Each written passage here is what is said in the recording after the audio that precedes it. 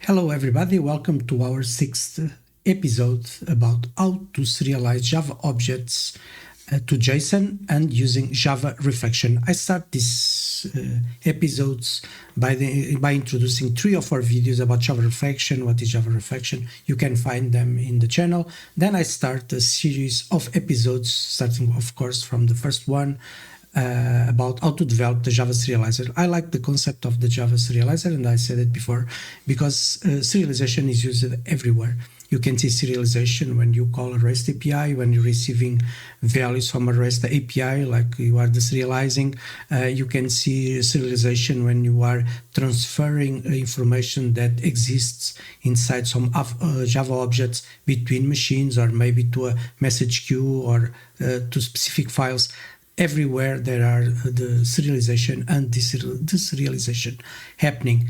In our case, I choose JSON, but of course you can apply the same knowledge and generate XML, YAML, or any other format. It's the concept that matters. And one, again, of the advantage of learning how to develop serialize, you will understand better some errors and how to do correctly a troubleshooting in your application, mainly when it's related with APIs, connections between systems.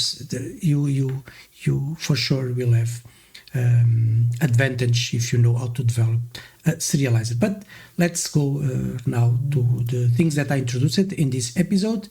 So until the last episode, we learned how to serialize almost everything, and the common data types that I call native-ish data types, like integer, long, local dates, local date times. Then we introduced the enumerators, and later the collections, list, maps, and others. And we can see here a few examples. You can check this on my previous episode. And in the last on the last episode, I talk about an important lesson, which is this one. When we are serializing an object like user, and we have another class that we want to serialize, like user info, our class in this case, we can have also other fields, for instance, of this type, string, an array at the end of the day. And the issue with the array is that an array is not a set of elements by just a set of elements. It's a class in Java, that it's an array, and one of the purposes of that class is to manage multiple objects inside, or multiple values. The problem when we are serializing is that when we are serializing the user info, and if you go to this class, we want to go through all the fields of this class and serialize each one of them. Okay, but we don't want to serialize an array, for instance, or a list.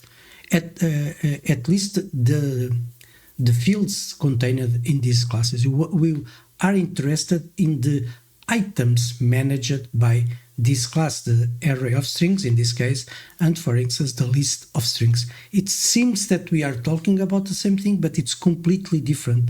We want to make sure that we want to serialize only classes that we choose belonging to our application and native types. We are not interested in serializing classes that are supporting our code. And for that, in the previous video, I did a small trick that I'm changing today, which was to avoid at all costs any field type that starts with Java. We don't want to serialize, for instance, a Java array, a list, because the list, as you know, if you look into the imports, and you can check here, all the Java class starts with or their package start with Java. So if I test if a class belongs to a package that starts with Java, I can avoid it, because I'm not interested, again, in serializing this class. I'm interested in serialize the contents managed by this class. And one of the tricks was just to check the package. Let's see where it is. Okay, here. Okay, if I'm going through all the code quite fast, because if you saw or if you see my videos, my previous videos, I'm explaining each one of these blocks, but mainly each block is responsible for serializing a specific type, like a map, a list, and in this case, when it's not one of the types that I know, it means that it's just a class. I want to make sure that I'm serializing my classes, the classes that belong to my project, and now third-party classes like Java or other frameworks. And in this case, one way was just to check if the package starts with the Java with name, since the get name implies that the class has the prefix of the name of the class, it's the package name. So if it starts with Java, I will just ignore it. But of course, I'm not ignoring other types of libraries that can be used in the application. For that, I consider that I should update or upgrade my code to be more reliable. And in this case, which is the content of this episode, I've added 3 more configurations to our serializer. One is I can say what are the accepted packages that the name says it all. It means that if the class belongs to one of these accepted packages, okay, I serialize it. Otherwise, it will be ignored. And what happens when we are ignoring? You can see here on the condition, if config is accepted package, okay, it's just a method. This method just tests if the package of the, for instance, this one, okay, let's return here.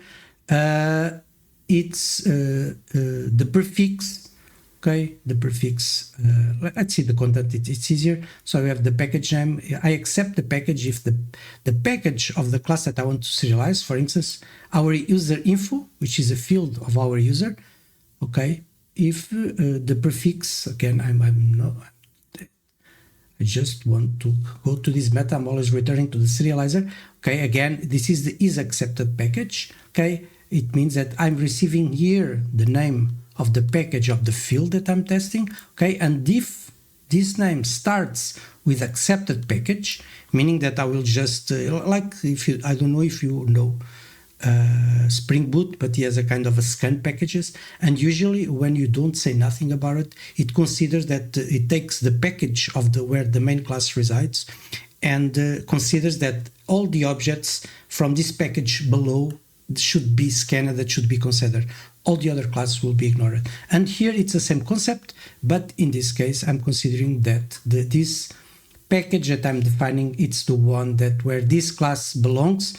It's a value with this. Yeah, you can choose whatever you want. I decided for this to be simpler on the code. Maybe the better one was just to, let's consider first, let's say the first 2 parts, but we should choose where to start. And in this case, I choose to start with the package for this one. It means that it will be this package, meaning that all the classes that are under the com José da Cruz tutorials will be considered for serialization. All the other ones, they will not.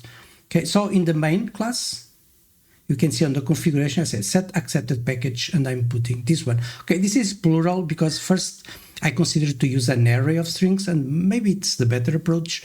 But the main idea is just to show a way to configure this, not to create a very professional, but I put it plural so I would not forget to talk about this configuration. But I'm putting just one string, but it's quite easy to switch to an array of strings, and in the method that where we are testing here, this accept package, we can always, instead of the start with, we just do a loop, and when this is true, we just return with a boolean say it's true, okay, it is correct. It's very easy. I just didn't want to complicate too much the code just to talk about this configuration, but be free to change it if you are developing a similar application like I'm doing here on the videos, which will be very nice for you, and it will be very, you will have a great profit in the future.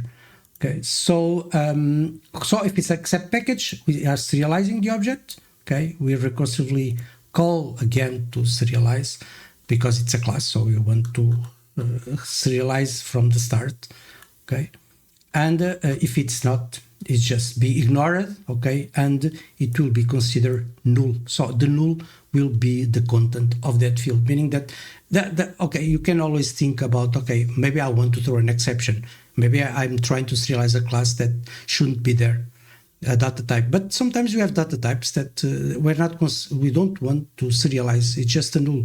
Or maybe the best approach is not to set a null for the values, and I'm talking about this, meaning the user info. If it doesn't belong to this package, I'm setting as null. But maybe you can always argue and say, okay, no, it shouldn't be null. It should be completely ignored because it doesn't belong to the set of class I want to serialize, and I accept that. Okay, it's just it's correct to think like that way. So the other one is just I can set ignored fields, and that can be a way to work around that problem. And in this case, I'm saying I'm not ignoring any field here, and we can check in the configuration again. We have here, I can set the name of the fields that I want to ignore, and another option for configuration, meaning that I don't want serialized fields whose value is null. Okay, these are three configurations that I'm having on this episode. The implementation is quite simple.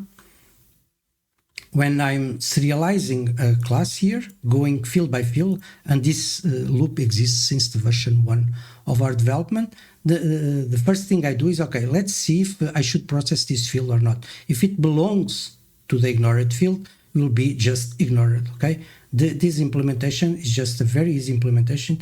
I receive the field, possible configuration, and in this case, I just try to find a match of the field that I'm passing here in any item that exists on the get ignored fields, and this get ignored fields is nothing more in our configuration than these ignored fields. In practice, mean that I can, if I had here the name of a field like password, it shouldn't be serialized. Why it will not be serialized?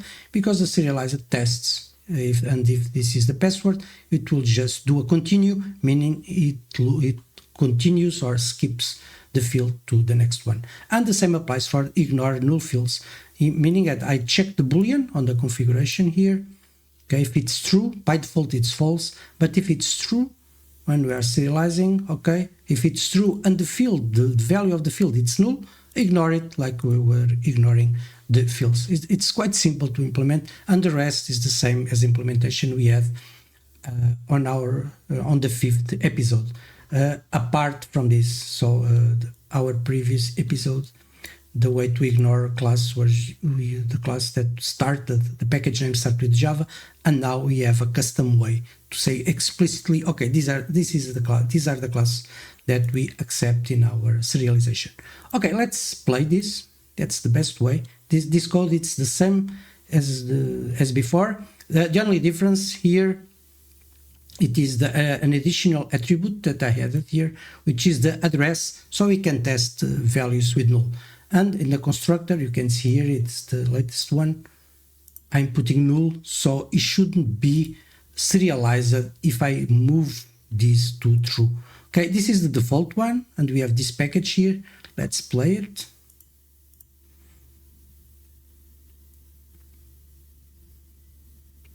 Okay, it's the first time, it takes some time.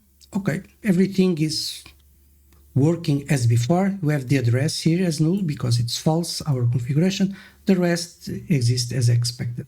Okay, and this class is being serialized. Okay, but now let's change and let's say I remove this. I just add here something like this, another S, meaning that it's a different package. Okay, so we expect not to see this user info, or in our case, it will be set to null, but it could be ignored if you want. Okay, let's run. Okay, let's see, and it's null. It didn't serialize. Maybe that's something that we really want. Okay, so this is working. Now let's ignore the password, because you can see that we have the password, and maybe we don't want the password to be serialized because it has sensitive information. So let's put password here. Let's play. And password doesn't exist here anymore. Okay, and now, but the one address is still null, and we don't want also there. So we change this to true, meaning ignore the fields. Okay, and let's play. Let's move, and now the field which was null, the address, it's not here anymore. So these are important configurations that we can add to a serializer, and almost all serializers, they support this kind of configurations using a programmatic way. Of course, some of these configurations can be improved when we use annotations on the fields, something that I'm planning for the next episode. So because we can even improve the decisions, we can say, okay, ignore this field if it's null, or if it doesn't belong to the package, just remove the field or set null. We can put different behavior and specific for each one of the fields. When we are trying a programmatic way, the configurations that we use should always target the process of the serialization, not specifics. It's like when we are defining here, if you remember, what is the date format. Since it's a programmatic way, every date that we'll have in our objects will always be formatted like this. We cannot change, for instance, probably when we see a local date format in some of the fields we need the seconds, maybe in other fields we just need the minutes, and even in other fields maybe we need things like time zone and so on. So the annotations would be better, and it's something that I will address in my future video, probably almost sure the next one. So I hope you have learned with this video.